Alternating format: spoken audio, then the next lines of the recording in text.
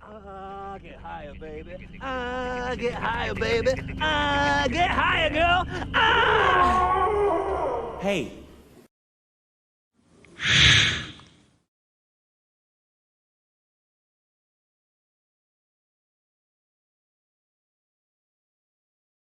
Hello, everybody, and welcome to Knights of the Pageless Library. We are a podcast that reviews audiobooks. I am Bo Knight, and with me, as always, is my brother, Ryan Knight. How are you doing today, Ryan? Fantastic. I don't have the coronavirus, so I'm doing great. Dude, you're killing it, dude. And today, we are talking about A Murder of Manatees by Larry Correia, narrated by Adam Baldwin, which is an That's right. Audible original. That's right. It is the further adventures of Tom Stranger, interdimensional insurance agent. So if somebody hasn't listened to that Hooray. episode, go back and listen to that one, and come back and listen to this one. You don't have to, actually. Well, you can. Oh, that's true. No, you should listen to our episode at least, though. I mean, yeah, you're right. Like, don't. Never mind. Listen to the episode and then make up your mind if you want to listen to that book too. Right. So like Bo said, this is an Audible original, and we are possibly going to try after this. We're going to do both Audible originals separately this time, but I think for next month, we're going to try and do both Audible originals that are in the month of May, early on in the month, so that we can kind of give people an idea of the two that we pick for the rest of the month for them to make a choice on what to get to listen to. And if you absolutely hate that idea that we do both of them in the same episode, why don't you email us at kotpl.pod@gmail.com and tell us why that's the worst idea of all time.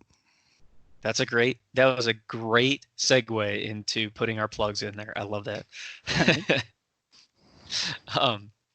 So like we said, this is Audible original, so we listen to it on Audible, obviously. It is one of like the 5 or 6 books that was for free for the month of April. So you could still download this before the first Friday in May. There was 8 originals this month. Oh, wow. I think didn't even realize 6. that. Yeah, that's what I was thinking was 6 as was usual. So they have more because of the coronavirus. Oh, giving people more to serious. do, huh? Oh. Giving people more to do while they're stuck inside, huh? Yeah. Thank you, Audible. Yeah, absolutely. Thank you, Audible. So what year was this book published? 2017. Okay. And I believe that it's only an audiobook. I don't think there is a hardback. Yeah, so it's only an audiobook, so you can't buy like a hardback copy of this for your library. So sorry. Yeah, your bookshelf's going to be so lacking. So the author, as Bo said, is Larry Correia. So Larry Correia, if anybody's ever listened to any of our content, you'll know he does like the Monster Hunter series, Hard Magic series. He mostly does like sci-fi fantasy type novels. This is kind of along those lines. We will get into that in a little bit. And Larry Correia is actually an author like that I really enjoy most of his things. For sure. Yeah, so we kind of started this podcast on some of Larry Correia's work. Monster Hunter International was one of our first and actually one of our most quote unquote popular episodes so far. So if you had been following us, though, you'll also know that we did the ungracious degradation of the crown, which also kind of focuses on Larry Correia and the Monster Hunter series. So, you know, that kind of gives you an idea where we sit with Mr. Correia at this point. So, like Bo said, Adam Baldwin, the narrator. Now, as some of you might not know, and I didn't know, Adam Baldwin is not part of the Baldwin brothers, the famous Baldwin brothers. He is a distant relative of them. However, he is a like big-time famous actor. So, along with like what we did last week when we did Fahrenheit 451. Oh, I'm glad you brought that up. We have another famous actor doing the narration. So, Do you think that Adam Baldwin kind of makes or breaks the story in any way? No. Okay. I think Neither he's a do I. non-factor, I also think he's a non-factor. which is like I'm glad Ryan brought up Tim Robbins, which was from last week from Fahrenheit 451. I find him actually to be like lacking a lot, and he tries to add a lot of like personality to this whole book. This whole book has a lot of personalities, one way to put it. And I don't know, I don't know, it doesn't really add or take away. I don't know, he does a pretty standard job. I agree. I think it's pretty I'd say it's middle of the road. I don't think he does like a bad job. That's what I mean by standard, you know. Yeah, by no means a great job. And the only reason I bring up the fact that he's a famous actor and that Tim Robbins was a famous actor as well is that we said Tim Robbins' performance was hands down amazing, no matter who he was. No. Whereas I feel like they almost use Adam Baldwin as a famous actor to try to bolster this book in a way. You know what I mean? That's totally what I get to the vibes. It's just like, oh, dude, Adam Baldwin's a part of this? Sick. Which, in my opinion, though, makes it even more of a letdown. So me too. Just because like Tim Robbins, he spoils you. He really does. He is like one of the best narrators in any book, in my opinion. Yeah. And just to see how like to go like the sharp contrast of like it being like to someone to like truly take on like the role of a narrator in a book, and then to just have somebody almost just reading it. It's like a huge contrast to me between these two like famous actors. Exactly. And I'm glad you said that because that's kind of what it came across to me as too. Like he kind of sort of maybe puts some I don't know. It just wasn't, and maybe we're kind of comparing him to the wrong person because, you know, like you said, Tim Robbins did an amazing job. But Tim Robbins also like doesn't have a ton of voice acting experience. I mean, neither does what's his name? Something Baldwin. Adam Baldwin. Because Right. I kind of looked them both up. But like I don't know. Just to see like how well it can be done, you know, and then like how mediocrely it can be done. Right. I don't know. And you're right, maybe we're not making a fair comparison here. Like comparing like a freaking like Mike Tyson to some guy that's in like just like working his way up through the middle leagues, right? Like it's not fair. Sure. So yeah, that's kind of my, and we'll get into this a little bit more after we pass the spoiler wall, but I put kind of Adam Baldwin kind of middle of the road. And I feel like they used, I can't say but I will say like the royal used kind of his fame to help both in the writing of the book and the fact that he's the narrator. So, which this book, so the genre of this book is sci-fi fantasy. It's kind of goofy. I would almost say it's a comedy. Yeah, it is a comedy, I'd put comedy in there. That's fair. It's very short. It's only 2 hours long. Like we said, it's free right now as a Audible original. I'm not sure what it would cost you if you were to buy it. But you should wait until after you get our recommendation to make that decision. I'm gonna let you take this. I'm gonna let you take this one. Was this easy to follow? Yeah, dude, you could fall asleep for 2 hours and wake up at the end, and you didn't miss anything. Okay, glad we agree. So there you go. So with that, I guess let's just go ahead and give our recommendations. What do you think, Bo? No, don't listen to this. Hard no. Yeah, hard no. I am going to 100% agree with you on that. So what I came up with while I was thinking about my recommendation, right shortly after I listened to it, I was thinking, what would be a better use of somebody's time? And a better use of your 2 hours would be to scroll through Reddit. Dude, and that's what read I was going to memes. say. How did you know that? Are you serious? Yes! I was going to talk about, like, right after the spoilers, I was going to say this book is basic. Like, if you want to get the experience of this book, scroll through Reddit for 2 hours, and it's the same thing. That's exactly what I was going to say. How did you know that?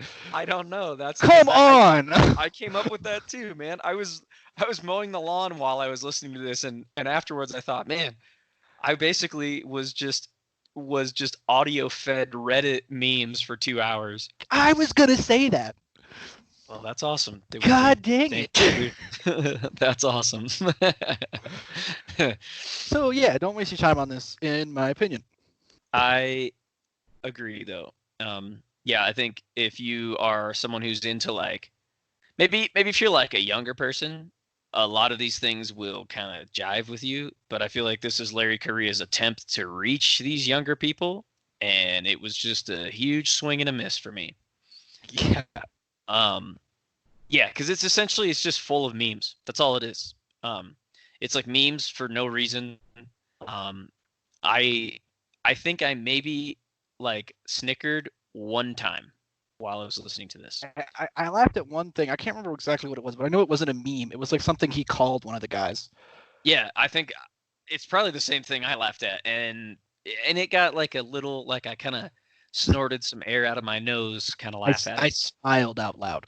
Yeah, there you go. So that, yeah, I'm gonna say go ahead and pass on this one as well. Even if you could get it for free, I would say don't. I would say pick a different Audible original, to be honest. The only reason to listen to this book is if somebody is forcing you to listen to it. Right, at gunpoint. Yeah, at gunpoint. You're like tied up in a chair, and they're torturing you by playing this. Oh man. Which is such a letdown. Like, and that's why I wanted to say that I like Larry Correia, because it's like I don't know what he was thinking. I don't either, man. I feel like for this whole Tom Stranger series, and so we've only listened to 2 of them, and there's several more in the whole series. I don't understand how. I also don't understand how. And we are also apparently against the grain on this, because this has 4,500 reviews on Audible and 4.4 stars average. Okay, can we just like talk about spoilers a little bit now, because it doesn't matter, right? Like nobody listens to our podcast is gonna be like, "Ooh, I want to listen to this." Right, very true. Yeah, so we're gonna pass a spoiler wall in case anybody cares. So just because I want to talk about the reviews. So literally, the book opens and they're like having a meeting about how the last book didn't get good reviews.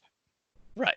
And I audibly groaned. I was like, yes, "Are you kidding me?" I audibly rolled my eyes, like I couldn't believe it.